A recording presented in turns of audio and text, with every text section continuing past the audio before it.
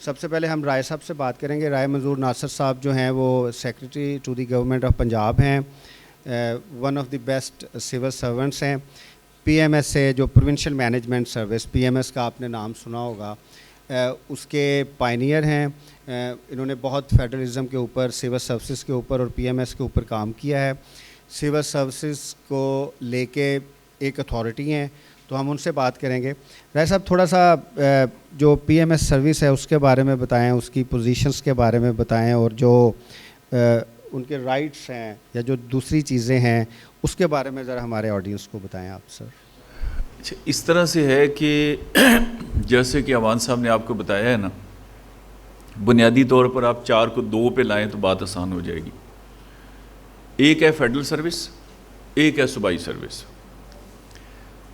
Federal service کا مطلب یہ ہے کہ آپ دیکھیں نا پنجاب کی آبادی کتنی ہے, کوئی بتا سکتے ہیں آپ میں اسٹوڈنٹس میں سے؟ جی بتائیں. چلیں 14 کروڑ مان لیتے ہیں, میرا یہ تھا کہ توجہ آپ کی ادھر ہو جائے میری طرف. اچھا 14 کروڑ آبادی کا یہ صوبہ ہے, اور بہت سارے ملک ایسے ہیں دنیا میں جن کی آبادی 14 کروڑ نہیں ہے. یورپ کے کوئی 15-20 ملک اکٹھے کریں تو ایک پنجاب بنتا ہے. کیا پنجاب کوئی ایک فوجی بھرتی کر سکتا ہے؟ صوبہ پنجاب اگر کہے کہ آج ہم نے اپنی فوج بنانی ہے, تو کیا وہ آرمی کا کوئی بندہ یا ایئر فورس کا یا نیوی کا بھرتی کر سکتے ہیں؟ نہیں کر سکتے. کیوں نہیں کر سکتے؟ سر یہ کتاب آپ کی ادھاری مل سکتی ہے. یہ جو کتاب ہے یہ ہے آئین پاکستان, کانسٹیٹیوشن آف پاکستان. اس نے بتا دیا کہ بھائی یہ کام آپ کا ہے اور یہ کام آپ کا ہے. فار ایگزامپل یہ فیڈرل ہے اور یہ صوبہ ہے, اس میں یہ لکھا ہوا ہے کہ کون سا کام فیڈرل گورنمنٹ کرے گی, کون سا کام جو ہے صوبائی گورنمنٹ کرے گی. تو اس آئین پاکستان نے لکھ دیا, جس کے نیچے سارے قانون اسی سے ڈرائیو ہوتے ہیں نا, اس سے لکھ دیا کہ فوج جو ہے وہ کس کا پریروگیٹو ہے؟ فیڈرل گورنمنٹ کا. صوبہ نہیں بنا سکتا. فارن آفس جو ہے وہ صوبہ نہیں بنا سکتا. کرنسی ہے, پاسپورٹ ہے, فلانا فلانا, یہ ایسے اسے ڈسٹنگوش کر دی. ٹھیک ہو گیا. اچھا اب ہم یہ کہتے ہیں کہ بھائی فیڈرل گورنمنٹ میں جو مرضی آپ کریں, ہم کوئی آپ سے وہ بحث نہیں کرتے. آپ کا گھر ہے نا, کیونکہ میرا تعلق پنجاب سے ہے, میں پنجاب میں پیدا ہوا, میرا ڈومیسائل پنجاب کا ہے, میں نے پنجاب میں پڑھائی کی, میں پنجاب پبلک سروس کمیشن سے بھرتی ہوا مقابلے کے امتحان دے کے, اور میں گورنمنٹ آف پنجاب میں نوکری کر رہا ہوں. تو میرے بارے میں تو کوئی ڈاؤٹ نہیں ہے نا. ٹھیک. اب ڈاؤٹ یہ ہے کہ بھائی آپ نے امتحان دیا اسلام آباد سے, ہم نے تو آپ کو نہیں کہا تھا کہ جی آپ لازمی اسلام آباد جائیں.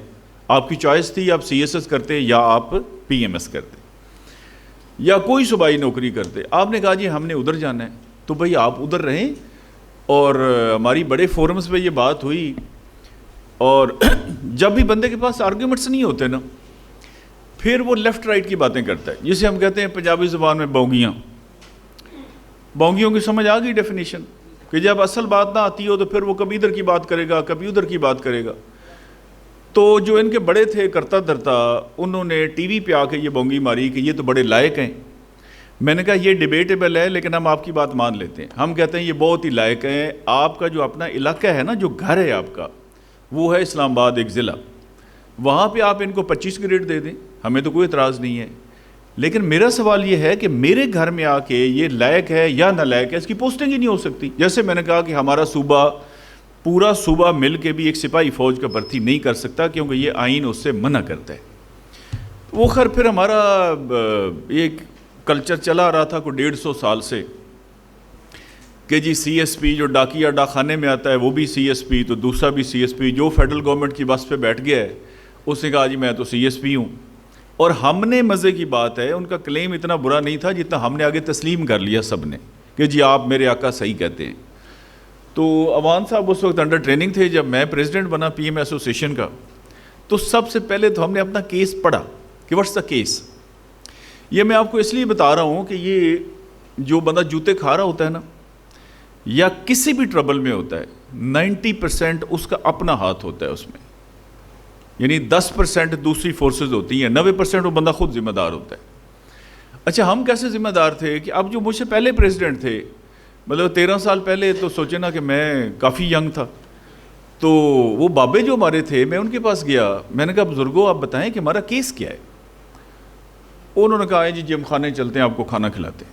لو جی جب 6-7 دفعہ میں کھانے کھا چکا تو میں نے پھر ایک بزرگ کو پکڑا, میں نے کہا جی آج کھانا نہیں کھانا, آپ مجھے بتائیں گے کہ ہمارا ایشو ہے کیا, لیگیلٹی کیا ہے. وہ کہنا رائے صاحب ایمانداری کی بات ہے, ایشو تو کوئی نہیں پتہ. تو میں نے کہا پھر آپ جو صدر رہے اتنا عرصہ تو آپ چیف سیکرٹری کو کیا مطالبے پیش کرتے تھے؟ کہتا ہے جی ہم کہتے تھے پروموشن نہیں ہو رہی جی, 2-2.5 سال سے بورڈ نہیں ہوا تو مہربانی کر کے پروموشن بورڈ کر دیں. اگر اتنا جنرل نالج آپ کے پاس ہوگا اور اتنا کانسٹیٹیوشن نالج ہوگا تو پھر یہی سٹوری ہوگی جو ہمارے ساتھ 125 سال ہوتی رہی. ایک کمشنر تھے لاہور میں, یہ پچھلے دنوں کے ساتھ 8 سال پہلے, پراچا صاحب آپ جانتے ہوں گے, بڑے شریف آدمی تھے. وہ ڈی ایم جی افسر تھے. ان کے والد صاحب جو پراچا تھے, جی ایم پراچا, وہ پی سی ایس افسر تھے, P M S. He was commissioner Gujranwala grade 19 میں. انہوں نے ریکویسٹ کی کہ جی مجھے گریڈ 20 دیا جائے. تو اب کیونکہ ہم نے یہ کتاب پڑھی ہوئی کوئی نہیں تھی الحمدللہ سارے ٹبر نے, تو انہوں نے کہا جی کہ article 240 of the constitution of Islamic republic of Pakistan کے تحت صوبہ 19 گریڈ سے اوپر پروموٹ ہی نہیں کر سکتا. Therefore your case is refer to Islamabad. وہ چھوٹے گاؤں میں نہیں کہتے کہ انہوں لاہور لے جاؤ مریض نہیں بچتا. لو جی انہوں نے کہا جی مریض کو اسلام آباد لے جائیں. اچھا پراچا صاحب بھی ماشاءاللہ اتنے پڑھے لکھے تھے, کمشنر لگنے کے باوجود بھئی آپ اس بنیادی چیز کو کنٹیسٹ کریں کہ آپ بالکل غلط بات کر رہے ہیں, صوبے کی یہ کمپیٹنس ہے. انہوں نے اسلام آباد منت ترلا کر کے تو ادھر سے لیٹر واپسی کرا کے دوبارہ 20 گریڈ لے کے تو انہوں نے لہرایا کاغذ پورے صوبے میں. تو پہلی دفعہ یہ جو پی ایم ایس ہے, پروونشل مینجمنٹ سروس, بیسیکلی اس کا نام پی سی ایس تھا پہلے, اس کا کیس ہم نے پڑھا. اور ہم سے مراد ہے یہ جو 2 بھائی ہم بیٹھے ہیں اور چند لوگ اور ہمارے ساتھ ہیں, پھر ہم نے اس کو پوری طرح سے پڑھا. اچھا سٹوری ان کی کیا تھی, دیٹ واز ویری انٹرسٹنگ, اور سارے میڈیا کو بھی یہی پتہ ہے اور ہر جگہ انہوں نے یہ مشہور کیا ہوا تھا. انہوں نے کہا جی ہمارا پہلے نام تھا انڈین سول سروس, وی ور آئی سی ایس, پھر ہمارا نام بدل کے ہو گیا سی ایس پی, پھر ہم ہو گئے ڈی ایم جی. وہ سانپ کا سنا ہو نا کہ 100 سال کے بعد پتہ نہیں کیا ہوتا ہے. بھائی کیا تکلیف ہے, میرا نام جب سے میں پیدا ہوا ہوں رائے منظور ناصر ہے, یعنی کیا تکلیف ہے کہ ہر 10-15 سال بعد آپ اپنا نام بدل لیتے ہیں. یعنی آپ کا بھی یہی نام ہے نا جو بچپن میں والدین نے رکھا ہے. تو کیا وجہ ہے, یا تو بندہ کو ہندو ہو مسلمان ہو تو پھر ظاہر ہے اس کا نام مسلمانوں والا رکھنا پڑے گا. اچھا کیا وجہ بنی کوئی پتہ نہیں. خیر ہم نے پورا کیس پڑھا تو سٹوری ہمیں یہ پتہ لگی کہ یہ جو کہتے ہیں نا نام بدلے گئے, یہ بات ہی غلط ہے. 15 اگست 1947 کو پاکستان بننے کے اگلے دن 1935 کا جو ایکٹ ہے وہ زیر آئین کا درجہ رکھتا تھا. نیا آئین تو بنا نہیں, تو انڈیا اور پاکستان کو انگریزوں نے اختیار دیے کہ گورنر جنرل جو ہے جب تک نیا کانسٹیٹیوشن نہیں بنتا وہ اس کانسٹیٹیوشن سے کام چلائے گا. اب کام چلانے کے لیے انہوں نے یہ اختیار دیا کہ وہ اس میں امینڈمنٹ کر سکتا ہے. اچھا فار ایگزامپل آپ نے آپ کو اب ہر بندہ آپ میں سے اپنے آپ کو گورنر جنرل سمجھے, 2 منٹ کے لیے بن جائیں گورنر جنرل. یہ 1935 کا ایکٹ ہے مثال کے طور پہ, یہ آپ کے سامنے ہے. اب آ گیا سیکشن نمبر 1. آپ کے پاس 3 آپشنز ہیں, چوتھا کوئی آپشن نہیں. آپشن نمبر 1 یہ ہے کہ آپ اس کو پڑھیں کہ اب ہم آزاد ملک بن گئے ہیں, پہلے ہم غلام تھے اب پاکستان بن گیا, تو یہ آرٹیکل ٹھیک ہے اس کو رہنے دیتے ہیں, اوکے. ایک آپشن. آپشن نمبر 2 یہ ہے کہ بھئی اس میں یہ ورڈ چینج کر دیں, اب جو فلاں لفظ ہے اس کو یہ کر دیا جائے تو ورڈ امینڈ ہو گیا تو وہ آرٹیکل آپ کا امینڈ ہو گیا. 2. تیسرا آپشن یہ ہے کہ آپ یہ کہیں کہ بھائی اب ہم آزاد ہو گئے ہیں, یہ تو پرانی بات انگریزوں کے دور کی لکھی, اس سیکشن کی اب ضرورت ہی نہیں ہے, ٹھیک ہو گیا.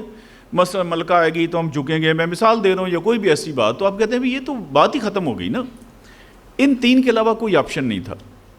1935 کا جو ایکٹ ہے اس میں سیکشن ایک تھا 244, 144 لگتی ہے نا تو اس میں 100 جمع کر لیں تو آپ کو یاد بھی رہے گا. 244. قائد اعظم نے وہ پورے کا پورا سیکشن ڈیلیٹ کر دیا. انہوں نے کہا بھائی ان قابل لوگوں کی ضرورت ہی کوئی نہیں ہے, دیکھیں نا الگ نوکری ہے, فیڈرل گورنمنٹ علیحدہ ہے, آپ ادھر کام کریں, پروونشل والے اپنا کریں گے. یہ تیسرا کون ہے, دیکھا نا, یا لڑکی ہے یا لڑکا ہے, تیسرا تو پھر کوئی عجیب سی چیز ہے نا. تو انہوں نے کہا بھئی یہ عجیب چیز نہیں چاہیے.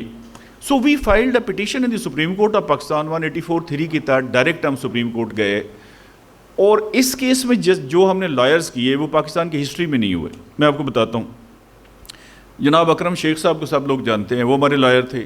عابد حسن منٹو صاحب ہمارے لائر تھے.